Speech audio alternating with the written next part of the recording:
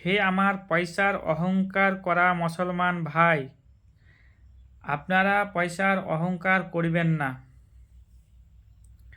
জায়গা জমির অহংকার করিবেন না, গাড়ি বাড়ির অহংকার করিবেন না।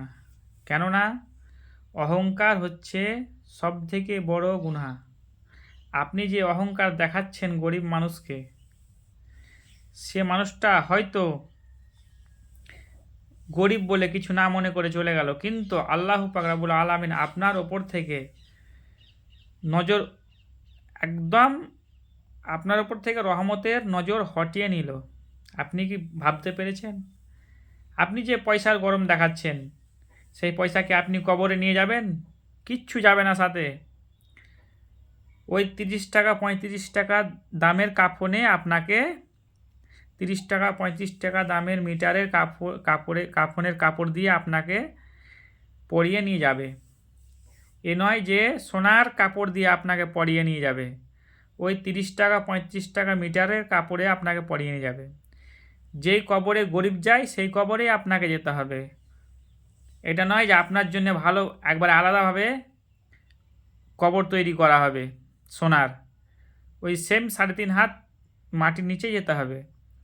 তাহলে আপনারা পয়সার অহংকার কেন করছেন? কিসের জন্য করছেন? কী ভেবে করছেন বলেন? এই দুনিয়ার পয়সাই সব? পয়সাই যদি সব হতো তাহলে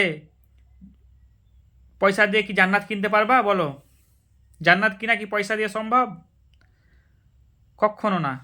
জান্নাত পয়সা দিয়ে কিনা যায় না, জান্নাত কিনা যায় ইমান দিয়ে।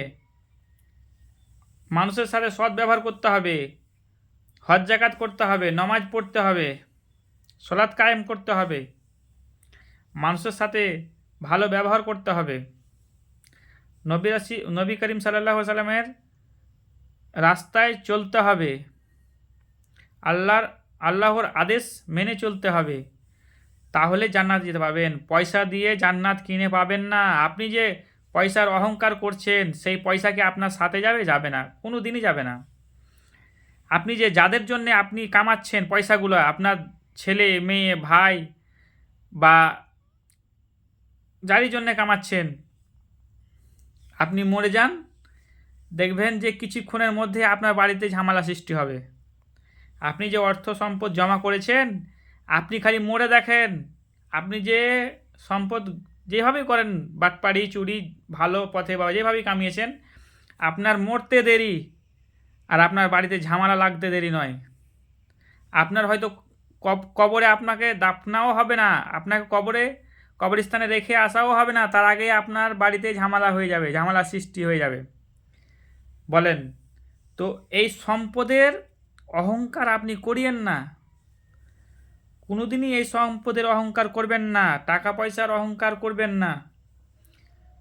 সব সময় মানুষের সাথে ভালো ব্যবহার করবেন, মানুষের সাথে সৎভাবে চলাফেরা করবেন, যেন মানুষ আপনার উপরে খুশি হয়, আপনার কথাবার্তার জন্য মানুষ প্রশংসা করে আপনার। আপনি যদি খারাপভাবে চলেন, তাহলে তো ইহকালেও খারাপ, পরকালেও খারাপ। ইহকালেও খারাপ, পরকালেও জাহান্নাম আপনার জন্য নসিব হবে। তো অহংকার কোনোদিনই পয়সার দেখাবেন না।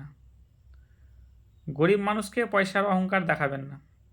কিছুই যাবে না আপনার সাথে, গাড়ি বাড়ি টাকা পয়সা কিছুই যাবে না, সবই থাকবে দুনিয়ায়। আপনাকে ওই কাঠের গাড়িতে চড়ে যেতে হবে, সাদা কাফন পরে 3.5 হাত মাটির নিচে। সেই মাটির ঘরে যেতে হবে। এই দুনিয়ার ঘর কিছুই নয়, এই দুনিয়ার ঘর কিছুই নয়। আপনি এসেছেন কিছু দিনের জন্য এই দুনিয়ায়, আমরা এসেছি এই দুনিয়ায় কিছু দিনের জন্যে। আসল দুনিয়া তো পড়েই আছে, এই দুনিয়া কিছুই নাই। কিছু দিনের জন্য আমরাকে আল্লাহ পাক রব্বুল আলামিন এই দুনিয়াতে পাঠিয়েছেন কিছু পরীক্ষার জন্যে। তা আমরা পরীক্ষা তো দিতে পারি না, ফেলই করছি বেশিরভাগই, পরীক্ষাতে পাস করতে পারি না, আল্লাহর রাস্তায় চলতে পারি না। আল্লাহর রাস্তায় চলার চেষ্টা করতে হবে আমরাকে, একদম চেষ্টা করতে হবে। তাহলে আমরা জান্নাত যেতে পাবো, ওই দুনিয়াতে আমরা ভালোভাবে থাকতে পাবো। যেরকম এই দুনিয়াতে ভালোভাবে আছি, সেরকম ওই দুনিয়াতে ভালোভাবে থাকার চেষ্টা করতে হবে আমাদেরকে।